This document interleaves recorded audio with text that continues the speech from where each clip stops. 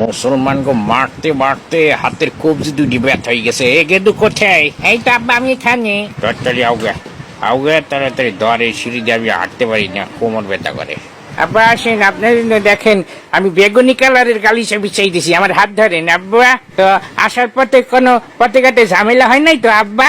না, কিসের ঝামেলা? আমার এবার কি ঝামেলা করবে? ওই ফিলিস্তিনের আকাশে একটু জ্যাম পড়ছিল হালকা, ওই বাড়িঘর ভাঙাচুরা তো, ওই যে ওর মধ্যে দেখতে একটা গেদু খারাইছিল, তারপরে মোটামুটি চলে আসছি। আব্বা আপনার জন্য এই যে সান্ডার গোস্ত বুনা করে রাখছি, এই যে শেখ আপনার বিবি তো মাশাআল্লাহ দেখতে রাত্রে ওই যে আমার মুসাফির খানে পাঠাই দিয়ে আব্বা।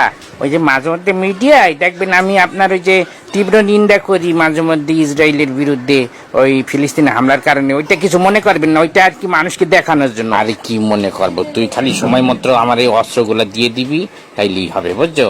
তাছাড়া মিডিয়ায় যা করা শো অফ টপ সব করবি, সমস্যা জি নেই। আব্বা আপনি শুধু আমার দিকে একটু লক্ষ্য রাখবেন, আমি তো আপনার ওদিকে সেটেল হয়ে গেছি, অধিকাংশ সময় আমেরিকায় থাকা হয় আমার। ওই দিন নিয়ে তুই কোনো চিন্তা করবি না, তোর যখন যা লাগবে শুধু আমাকে বলবি, খারাপ লাগুক খাদেমা লাগুক সব বলবি জি আমাকে। আব্বা আপনার মতো একজন আব্বা থাকতে আমার কোনো টেনশনই করতেই না, মনে হয় আপনি আমার জন্মদাতা পিটিয়ে। কয় কি